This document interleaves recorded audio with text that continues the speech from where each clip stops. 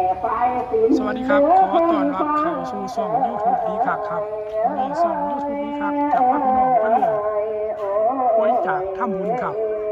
ไปเบิ่งบรรยากาศนำกันครับ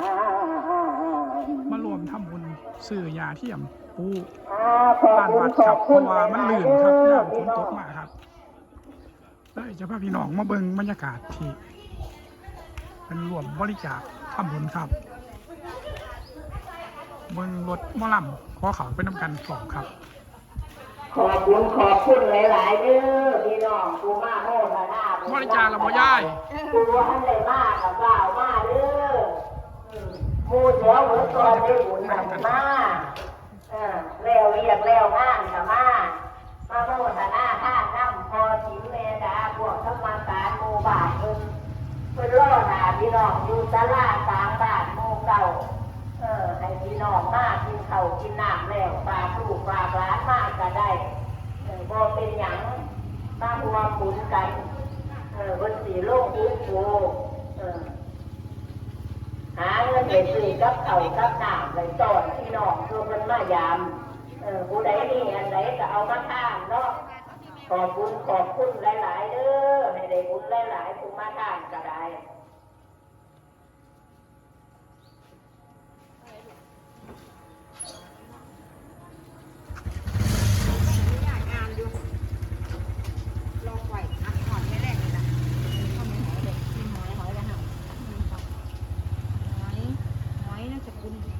มีนักแสนนี่เนาะที่อันหายว่าเอาหายไม่ใหญ่ประกาศอยู่ไม่แรงเนาะไม่หมากของกันน่าจะกินนั้นเรื่องนี้ค่ะมาเด้อพี่น้องเอาเงินตามาท่านเพื่อยังไปเมืองว่าเอาเงินตาฝังไว้หวังเอาสินเขาไทยกูไว้พ่อขอทรงให้ทุกความด่างปรารถนาให้นี่บุญล้นว่าบุญใหญ่มหาการเจ้าทำงานบุญตัวฝังดังทั่วหมายไว้บริจาคเขาเต็มเลยกระสอบกระไดเต็มครับเอามา2 ใบกันเลยเนาะอยากขอบคุณหลายๆพี่น้องผู้บริจาคเขาแม่บัวครับเพราะว่าจะลุง100 บาทแม่ลำดวนมุ่นเทียน100 บาทเขา1 ถุงแม่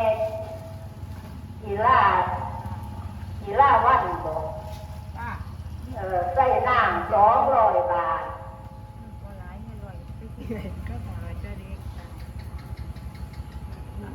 ง่ายคำคันบอกบุญบางที100 บาทเขา1 ถุงพอหน่อยดิ้นง่ามก็100 บาทแม่ไข่มานี่มุท่าบ้อน100 บาทนอกซอเตือนใจมุท่าบ้อน100 บาทแม่จอนนี่น้องแสน100 บาทเขา1 ถุงแม่ย่ายติ้วผิวบาง100 บาทนายนกขดุลดวงมานี่100 บาทนอกซอส้นระดาเขาเท่ง40 บาทแม่วันยศอุดมสัน100 บาทแม่คำหวังตุนโป้100 บาทคือคลิปนี้มันมีการตัดต่อครับฟังบรรยากาศการมารับพอสตาจากทานครับไปน้ำกันครับแล้วก็ส้มบรรยากาศมารับ100 บาทนางบุ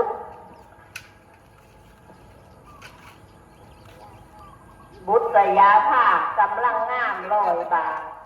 นอสรัตดาพ่อนี่เบาสุวรรณ100 บาทคุณคู่เสถียรใจวัด100 บาทคุณคู่วันหน้าต้นโพ100 บาทแม่เลียมมาดาลัก100 บาทแม่เลียมสารลัก100 บาทแม่บุตรต้นโพ40 บาทเขา1 ถุงแม่นวลต้นโพ100 บาทนางท่องจันเสนเลื่อง100 บาท แม่ทักบุญเข่า20 บาทแม่ว่อนตัวไส้20 บาทแม่มึงสีทาวัน20 บาท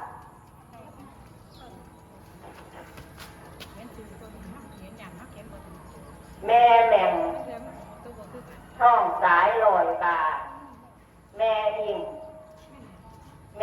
ท่องต้นโพ100 บาทแม่มีผ้าต้นโพ100 บาทแม่หนูจิบแก้วสี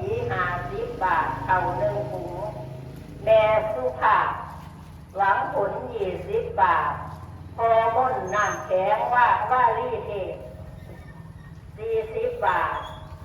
นางนาริสลาวันโสภา300 บาทโอ้เท่าแก่ใหญ่เพิ่นใจดีเนาะฝากหัวนอสอวัสลินผิวบาง100 บาทเข่า1 ถุงนางสุภาวดีวงปัสสา60 บาทแม่จูพอดตั้งสู้รัด100 บาทแม่ปานี่แก้วสี100 บาทเข่า1 ถุงแม่ติ่งคอพ่นพาสุมาศ100 บาทแม่ไผ่มานี่มาโนรัด20 บาทแม่เหนียวทำมาสอน20 บาทแม่อะไรสารข้อง50 บาทแม่แต้มสารบุตร50 บาทเท่า1 ถุงนอสอวันตุนโพ100 บาทพอวัดสอนโพ100 บาท1,000 บาทโอ้ในบุญหลายโบโบตัวนี้พอวัดรัดค่าใหญ่นอพอวัดสาธุ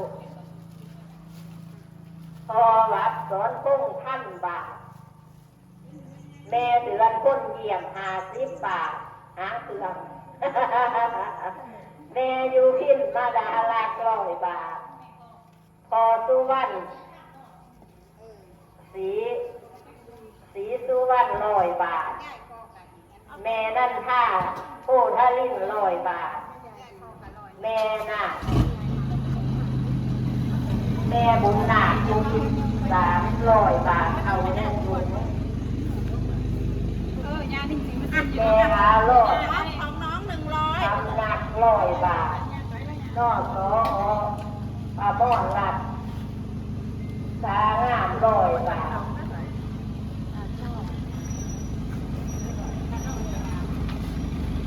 นางปลาน้อม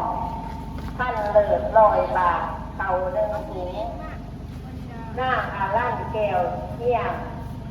นางอาลั่นย่าแก้วเที่ยง100 บาทแม่มั่นแก้วล่ะ100 บาทเข่า1 ถุงแม่ดอนหาดี100 บาทเข่า1 ถุงได้ลูกไส้หนักขั้น50 บาทแม่สาคอนเสียงใส100 บาทแม่นุชเสียนแม่นุชเสียนลาบสาร100 บาทแม่พิษบุญเข่า20 บาทเข่า1 ถุงแม่คอยนี่ท่องแขน20 บาทแม่เรื่